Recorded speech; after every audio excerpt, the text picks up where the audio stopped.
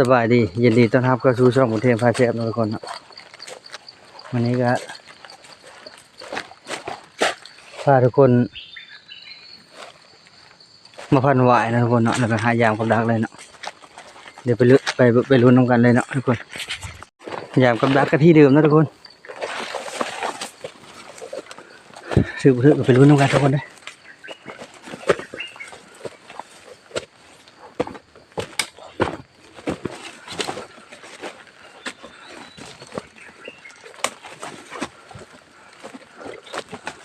โบราณทุกคนบันทึกมัน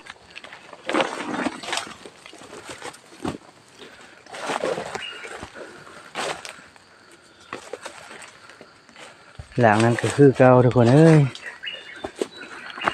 เดี๋ยวมาพันหวายนะทุกคน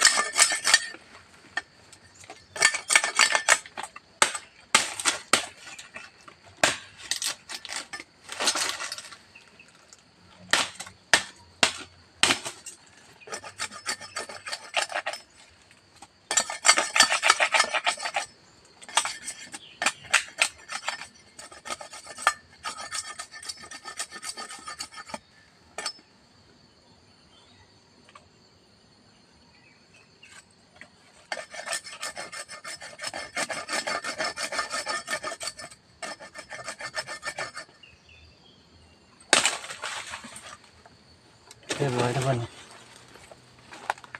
หวายนั่นไงเนาะ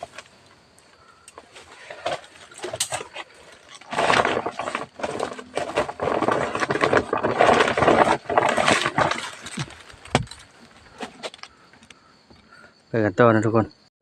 ย้อนนะน่าจะผ่านเอาเลยทุกคนไอ้ฉากที่ยอดกระเพาะขึ้นเลยทุกคนมันใหญ่นี่ครับโบท่าให้เบิ่งทุกคนตอนพันมันถึงเอาแบบกระทัดรัดเนาะดูไว้ ยอดหนึ่งเนาะนี่สามยอดมาเสียงยอดสี่ยอดเนาะยอดหนึ่งเขาตามไม้ขึ้นไปเอาเพิงทุกคน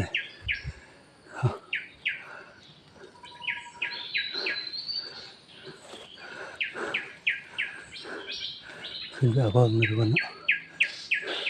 เดี๋ยวพันวายว่าทุกคนให้เอาไปถ่ายทุกคนเบิ่งมันถึงเนาะทุกคนวาย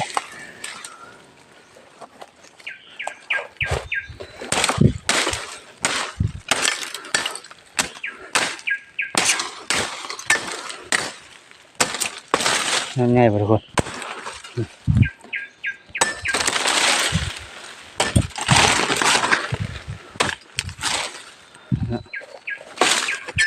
เดี๋ยวให้ชมกันทุกคนไปถ่ายทุกคนเบิ่งเนาะทุกคนยอดหนึ่งเอาพันยานยอดหนึ่งนี่ยอดหนึ่งเราก็จะรู้พันยอดหนึ่งก็พอแล้วทุกคน5-6ยอดพอแล้วทุกคนกินหลาย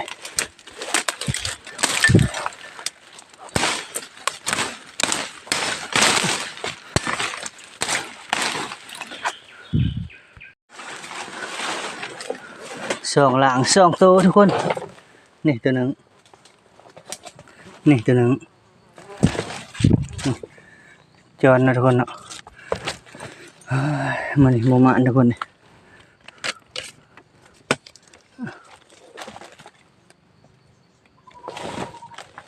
โมมานมันนี่จอนตัวเดียวแหละทุกคนนี่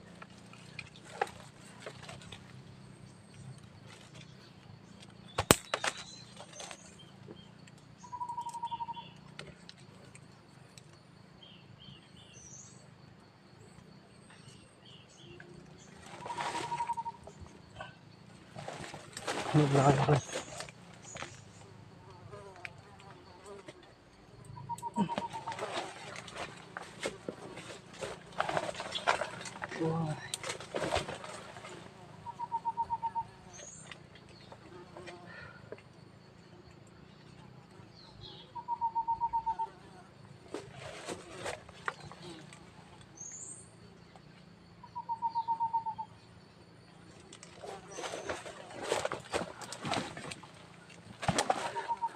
เรียบร้อยทุกคนมาเนี่ยสองตัวสองเต็ม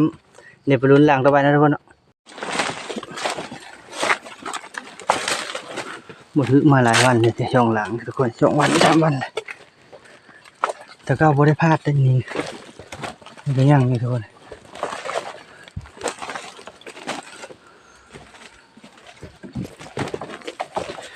ยังโบราณนี่ทุกคนเลยหลังมันก็ยังทุกคนเดี๋ยวไปลุ้นน้ำกันอีหลังที่ช่องหลังแคมทางทุกคนเดี๋ยวไปกลับเลย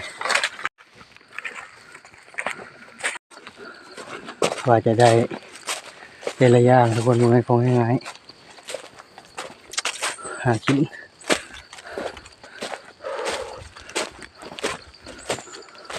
โอ้ยมื้อ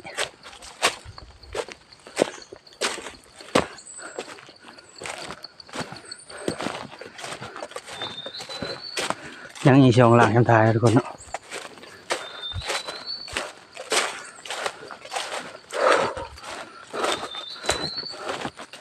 มื้อทุกคนมันเป็นเขา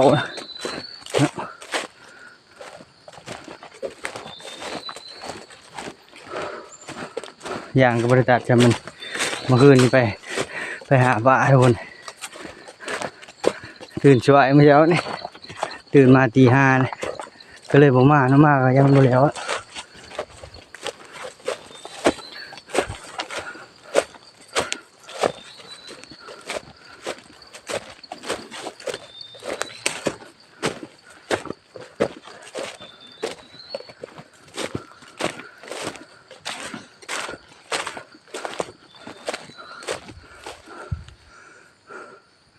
เราทีเดียวไม่ได้ทุกคนหลังอะไรยังโบราณโอ้ย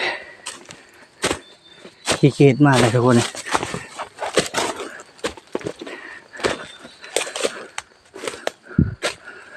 หลังนี่คือทุกคนยังใครได้ว่าถือจะจอนทุกคนเลย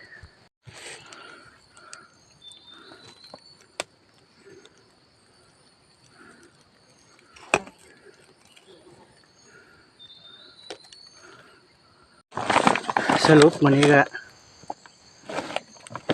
ได้อยู่2ตัวทุกคนเลยกระจรเนาะแล้วก็นก3 แต้มทุกคนเนาะดีนะฮะนี่ได้หวายทุกคนเลยหวายเฮาก็เต็มถุงทุกคนแต่ว่าเฮา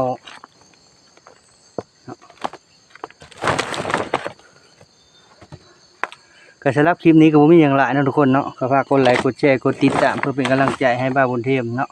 เฮ็ดคลิปต่อๆไปเนาะการหาอยู่หากินเนาะก็บ่มีหยังหลายสบายดีเจอกันใหม่ในคลิปหน้าทุกคนเด้อ